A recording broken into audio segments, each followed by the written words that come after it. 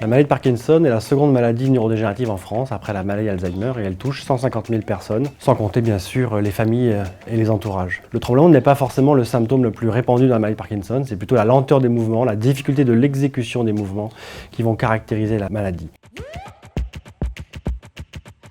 Les patients parkinsoniens souffrent aussi d'une pléiade de symptômes que l'on va appeler les symptômes non moteurs, tels que dépression, apathie, hypersalivation, difficulté de déglutition. La liste est vraiment sans fin et chacun de ces symptômes a un poids négatif sur la qualité de vie des patients. C'est dans ce cadre que la Fondation de France s'engage de façon à répondre non seulement bien évidemment au traitement des symptômes principaux, mais également des symptômes non moteurs de la maladie de Parkinson qui sont aujourd'hui un des parents pauvres de la recherche.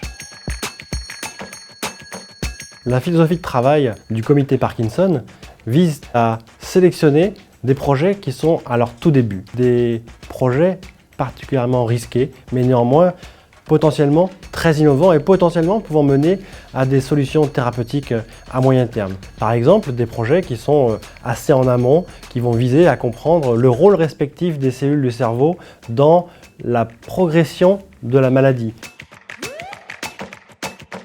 Le comité Parkinson de la Fondation de France existe depuis 2001. Sur 17 ans, de nombreuses choses ont été accomplies, de nombreuses pistes ont été défrichées, certaines arrêtées et d'autres largement poursuivies. Il est particulièrement important de s'inscrire effectivement dans ce temps long car la recherche sur les maladies du cerveau sont longues. Il faut bien garder à l'esprit que entre une découverte fondamentale menée dans un laboratoire et le développement d'une approche thérapeutique qui sera mise sur le marché, c'est-à-dire qui sera disponible en pharmacie, il va s'écouler entre 15 à 20 ans. Donc 17 ans, c'est effectivement le temps moyen qu'il faut de façon à soutenir de nombreux projets qui permettront dans un temps relativement proche de développer des solutions thérapeutiques innovantes au service des patients et de leurs familles.